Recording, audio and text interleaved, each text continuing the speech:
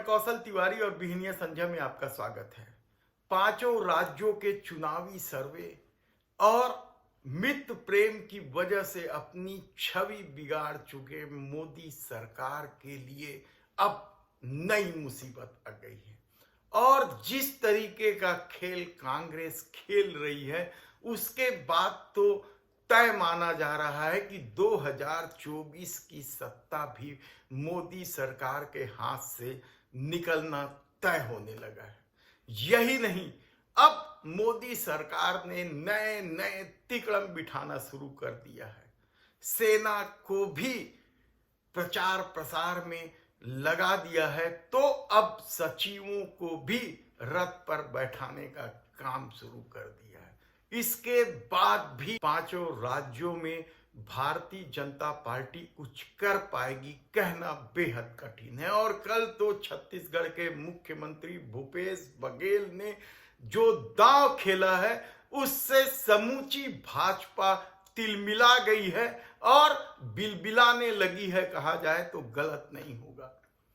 दरअसल छत्तीसगढ़ में पहले ही पीछे छूट चुकी भाजपा के लिए भूपेश बघेल का यह दांव क्या ताबूत में कील साबित होगा? यकीनन, क्योंकि जिस तरीके से किसान विरोधी चेहरा, आदिवासी विरोधी चेहरा, दलित विरोधी चेहरा के रूप में मोदी सरकार की छवि बनी हुई है, उसके बाद भूपेश बघेल का यह दांव भारतीय जनता पार्टी को और भी निचले पायदान तक पहुंचाने वाला। दरअसल भूपेश बघेल ही नहीं बल्कि पांचों राज्यों में कांग्रेस से ही भारतीय जनता पार्टी का सीधा मुकाबला है और इस मुकाबले में भारतीय जनता पार्टी लगातार न केवल पिछड़ती जा रही है बल्कि पार्टी के भीतर भी मोदी शाह की करतूतों को लेकर विरोध के स्वर उठने लगे हैं। राजस्थान में तो स्थिति यह है कि पार्टी को नहीं संभाल पा रहे हैं। मध्य प्रदेश में भी यही स्थिति है।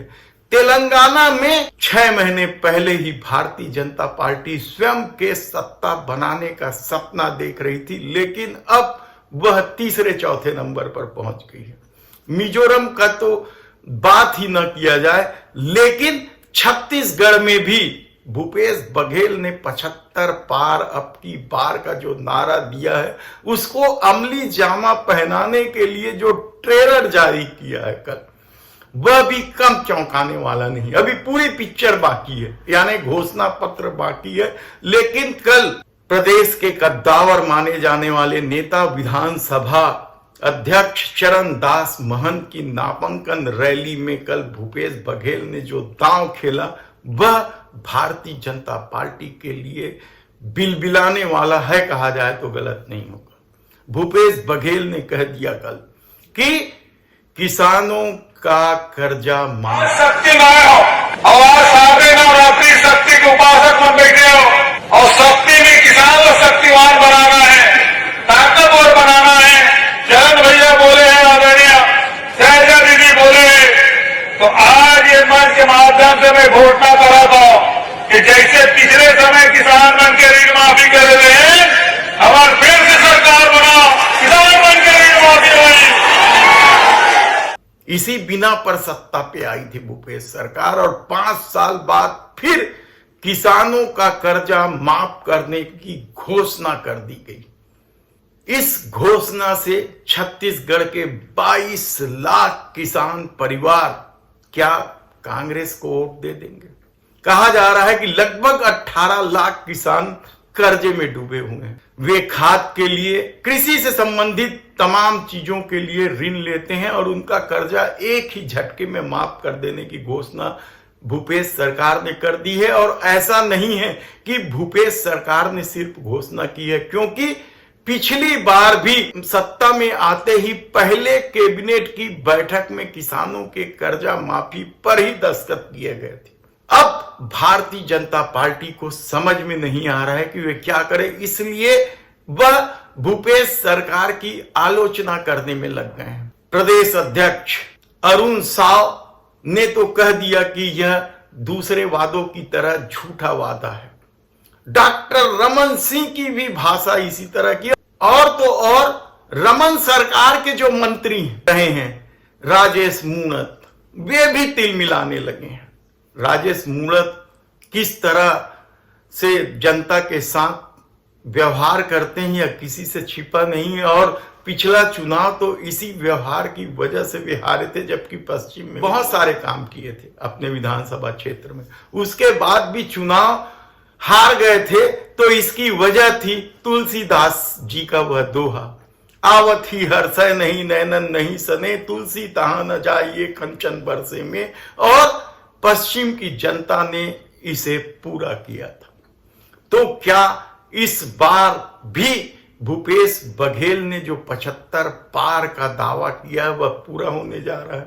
सट्टा बाजार तो यही कुछ कह रहा है, हम सट्टा बाजार की ज्यादा बात ना करें, लेकिन जिस तरह की चर्चा है वह हैरान कर देने वाली है कि भारतीय जनता पार्टी पिछले चुनाव में जो 13 सीट हासिल की थी, क्या वह भी हासिल नहीं कर पाएगी। इसके अलावा भूपेश बघेल ने 500 रुपए में गैस सिलेंडर और 1500 रुपए हर महिलाओं को देने की जो बात कही है, वह भी भारतीय जनता पार्टी किस तरीके से इसका विरोध करेगी या इसे चुनावी समर में ले जाएगी, कहना कठिन है। हालत छत्तीसगढ़ में भारतीय जनता पार्टी के दिनों दिन खराब होते जा रही है। हालांकि उन्होंने बेरोजगारी, पीएससी घोटाला, कोयला घोटाला, शराब घोटाला, कई सारे मुद्दे उठाए, लेकिन मोदी सरकार की वजह से बढ़ती महंगाई और बेरोजगारी से त्रस्त जनता के लिए क्या चाहिए।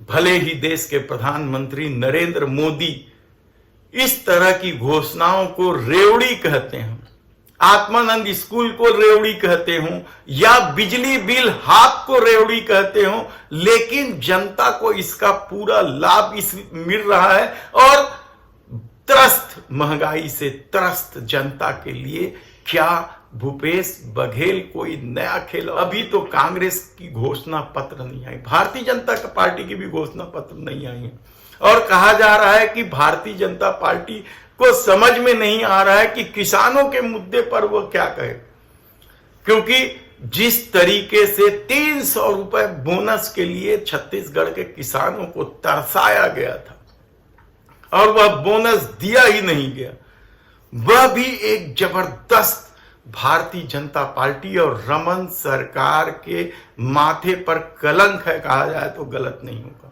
वादा करके नहीं किया गया था, और स्थानीय नेताओं ने कह दिया था कि मोदी शाह ने मना किया था, इसलिए डॉक्टर रमन सिंह ने नहीं दिया। तो क्या मोदी शाह सचमुच बोनस के लिए मना कर दिया था?